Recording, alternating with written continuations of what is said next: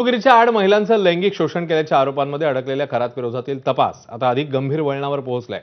खरातच्या मालमत्ता खरेदीतही मोठ्या प्रमाणात अनियमितता असल्याचं दिसून येत आहे। खरातच्या घरावर पडलेल्या धाडीदरम्यान मालमत्तेसंबंधी कच्च्या नोंदी आढळून आल्याची माहिती मिळते।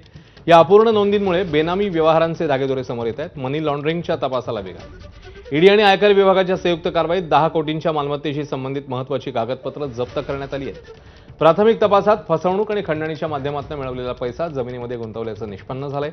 तपासादरम्यान केवळ 500 रुपयांच्या स्टॅम्पवर व्यवहार करून अधिकृत नोंदणी टाळत मालमत्ता स्वतःच्या नावावर घेतल्याचेही पुरावे समोर आले।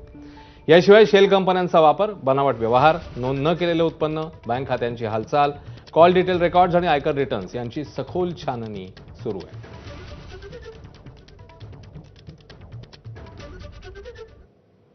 तर खरातमुळे अनेक राजकीय नेत्यांच्या अडचणीत वाढ झालेली असतानाच माजी मंत्री दीपक केसरकरांचे निकटवर्तीय दीपक लोंढे यांचीही आज 12 तास चौकशी झाली आहे।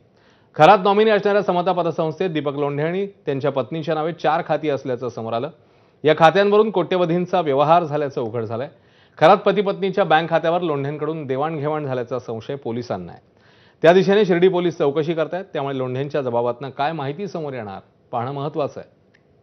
जे संविधानात जे काही गोष्टी आहे, ज्या माझ्याबद्दल, माझ्या आणि माझ्या मिसेस बद्दल जे काही अकाउंट खोलले आहे, हे काय माझे हे नाही, हे मी सरांना बी सांगितलं। अजून माझी काही चौकशी आहे, मी उद्या परत येऊन करणार आहे। आणि मी माझे फक्त मोठ्या लोकांसंग फोटो आहे म्हणून मला टार्गेट बनवले जात आहे। याच्यात मी विनंती करतो का मला टार्गेट बनवू नका। मी छोटा माणूस आहे, मी एक शेतकरी माणूस आहे, जो हाकुनी आरोपी आहे। त्याच्याशी माझे कुठलेच व्यवहार नाही। यांनी हे जे खाते खोलले समतामध्ये, हे सगळे चुकीचे खाते खोललेले। नाशिकमधली